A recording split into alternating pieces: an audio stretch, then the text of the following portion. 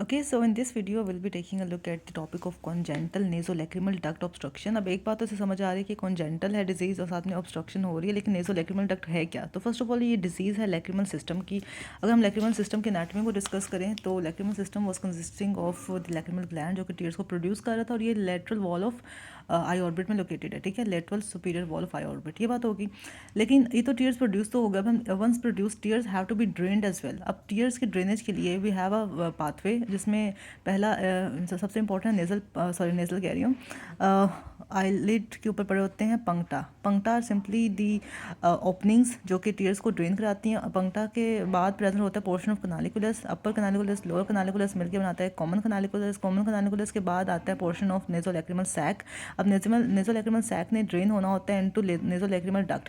अब अगर नेजोलैक्रिमल डक्ट के लोअर पोर्शन की ऑब्स्ट्रक्शन हो जाए तो डेफिनेटली जो टीयर्स हैं वो ड्रेन नहीं हो पाएंगे, और टीयर्स ड्रेन होना होता है through the valve of Hasner into the inferior meatus, right. Nose में इंफीरियर मीएटस में ड्रेन होना होता है, यही बात है। तो डेफिनेटली अगर टीयर्स प्रोड्यूस हो रहे हैं और लोअर पोर्शन में नेजोलैक्रिमल डक्ट की ऑब्स्ट्रक्शन है तो टीयर्स ड्रेन ही नहीं होंगे, और सारे जब अक्यूमुलेट हो जाएंगे विद इन द आई तो एपिफोरा या इंक्रीज्ड टीयर्स की कंप्लेन आएगी पेशेंट तरफ से, ठीक है। और यही टीयर्स चूँकि एक एक्सेस फ्लूइड है आई में पड़ा हुआ है तो वो फिर इन्फेक्ट भी हो सकता है, has a tendency to get infected as well. तो इसलिए इन पेशेंट्स में जो कॉन्जेंटल नेजोलैक्रिमल डक्ट की ऑब्स्ट्रक्शन के साथ पेशेंट्स आते हैं, इसमें इन्फेक्शन की भी कंप्लेन होती है, जिसकी वजह से म्यूकोपुरुलेंट डिस्चार्ज भी होता है अलॉन्ग द मीडियल कैंथस, ठीक है। अच्छा, तो हमने एनाटमी समझ ली है कि लैक्रिमल ग्लैंड प्रोड्यूस कर रहा है टीयर्स को, और पंक्टा से कनालिकुलस से होता हुआ, कॉमन कनालिकुलस से होता हुआ, लैक्रिमल सैक से होता हुआ नेजोलैक्रिमल डक्ट से ड्रेन करना है इन्फीरियर मीटस से through the wall of Hassner, ठीक है। अब अगर नेजोलैक्रिमल डक्ट की ऑब्स्ट्रक्शन है कॉन्जेनिटल तो उससे क्या कंप्लेंट्स आ सकती हैं, क्या फिर हमने उसका एक ट्रीटमेंट ऑप्शन या मैनेजमेंट प्लान फॉलो करना होता है, वो हमें देखना है इस वीडियो में, ठीक है। अच्छा, तो एटियोलॉजी या इसकी कॉजेज में ये लिखा हुआ है, it's a common congenital lacrimal drainage anomaly cause by non canalisation of the membrane at the lower end of the nasolacrimal duct. तो नॉर्मली जो नेजोलैक्रिमल डक्ट होता है वो आफ्टर बर्थ, मतलब इन सम केसेस वो ओपन नहीं होता, वो पेटेंट नहीं होता, और उसकी जो कैनालाइजेशन होती है वो नहीं हुई होती, मतलब बाय बर्थ नहीं हुई होती, तो वो आफ्टर बर्थ हो जानी होती है, ठीक है। लेकिन अगर with in a few weeks after birth भी वो कैनालाइज ना हो और वो पेटेंट ना हो तो डेफिनेटली जो टीयर या लैक्रिमल ड्रेनेज पाथवे है वो ऑब्स्ट्रक्ट हो जाएगा या वो अफेक्ट होगा। तो that is कॉन्जेंटल nasolacrimal duct obstruction कि वहाँ पर एक जो मेम्ब्रेन थी जिसने ख़त्म होना था, जिसने कैनालाइज होना था, वो मेम्ब्रेन परजिस्ट करे और lower end of the nasolacrimal duct पे ऑब्स्ट्रक्शन करे, तो दैट इज़ आवर डिजीज हम स्टडी करें, ठीक है। At birth the lower end of the nasolacrimal duct is frequently non canalised and becomes patent spontaneously during first few weeks of life. अगर failure हो इसका तो उसको एपीफोरा होगा। अच्छा, एपीफोरा और लैक्रिमेशन में ये फ़र्क है, lacrimation is the increase production of tears and epiphora is the decrease drainage of tears, ठीक है।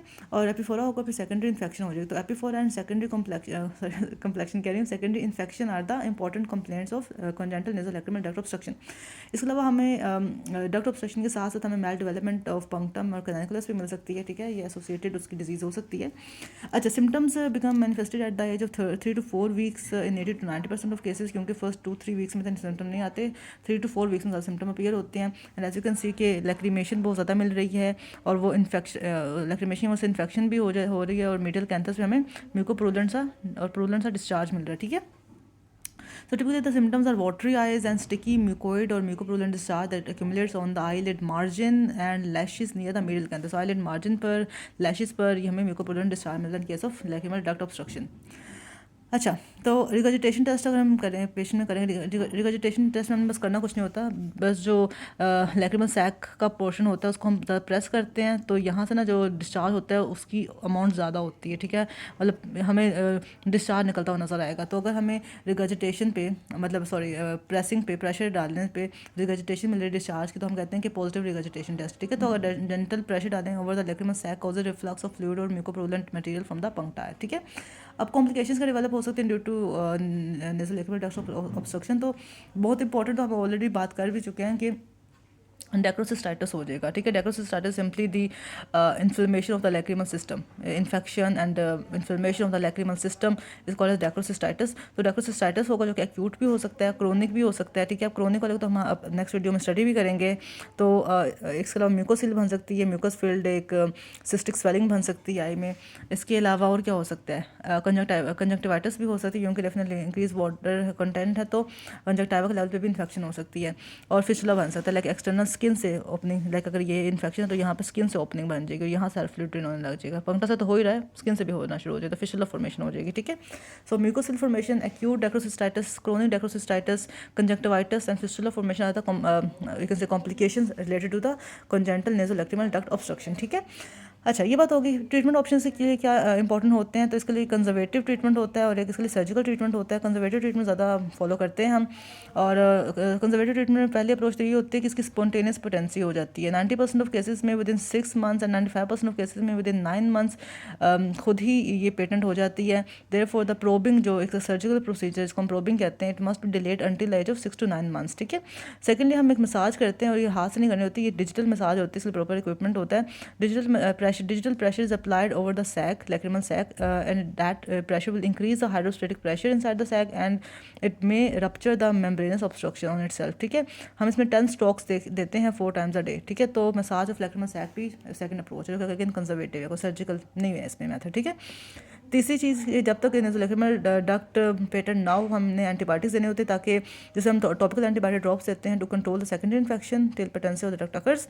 सिस्टेमिक एंटीबायोटिक देनी पड़ सकते हैं, कोई कॉम्प्लिकेशन हो जाए पेशेंट में, ठीक है।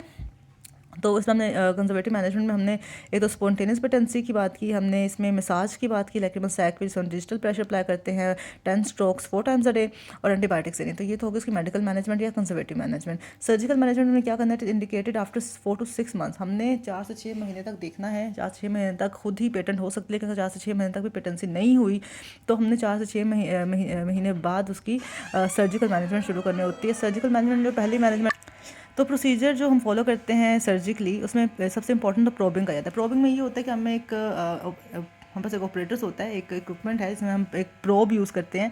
जीए के अंदर या जनरल एनेस्थीसिया के अंदर हम प्रोब पास करते हैं पंक्टम से, कैनालिकुलस से। मैंने आपको एनाटॉमी दिखाई ना, उसी के थ्रू हम उसको पास कर देते हैं एक्सटर्नल टू इंटरनल, पंक्टम से, कैनालिकुलस से, लैक्रिमल सैक से इनटू द नेज़ोलैक्रिमल डक्ट। हम पंक्टम इस प्रोब के जरिए ना, उस जो मेम्ब्रेन है नेज़ोलैक्रिमल डक्ट लोअर एंड पे, उसको यू कैन से खोलने की कोशिश करते हैं समहाउ, ठीक है।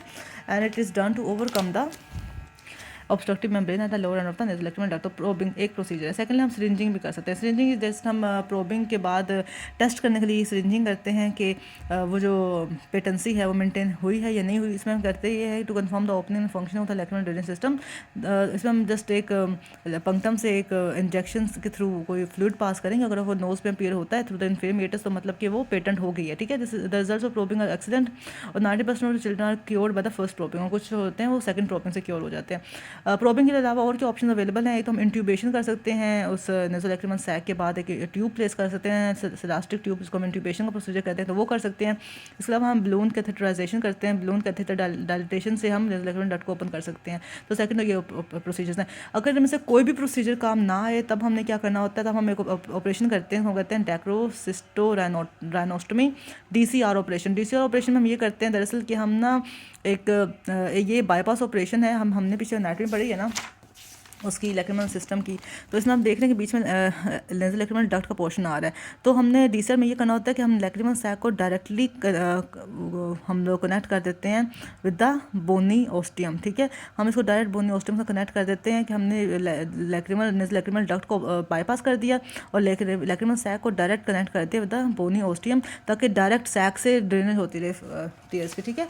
और ये हम procedure after 5 to 6 years of age करते हैं, ठीक है। बच्चों में नहीं करते, छोटे बच्चों में नहीं करते।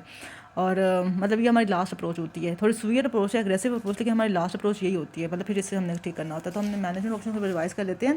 कंजर्वेटिव मैनेजमेंट में स्पॉन्टेनियस पोटेंसी आती है, मसाज आती है लैक्रिमल सैक की, और एंटीबायोटिक्स आती हैं। सर्जिकल मैनेजमेंट में प्रोबिंग मोस्ट इंपॉर्टेंट है। प्रोबिंग अगर फेल, प्रोबिंग को टेस्ट करने के लिए हम सिरिंज या इरिगेशन करते हैं। प्रोबिंग अगर फेल हो जाए तो हमारे पास सेकंड ऑप्शन होता है intubation with elastic tube and balloon catheter dilatation of the का नेज़ोलैक्रिमल डक्ट, ठीक है, वो भी अगर फेल हो जाए तो डेक्रोसिस्टोराइनोस्टोमी करते हैं, डेक्रोसिस्टोराइनोस्टोमी, इसमें हमने बाईपास ऑपरेशन है और हम इसमें डायरेक्ट एक पाथवे बना देते हैं between the lacrimal sac and the bony ostium, ठीक है, और 5 to 6 years of एज में करते हैं. सो या that is all about the congenital nasolacrimal duct obstruction. I hope it was helpful. Thank you so much. अल्लाह हाफिज़. See you letter.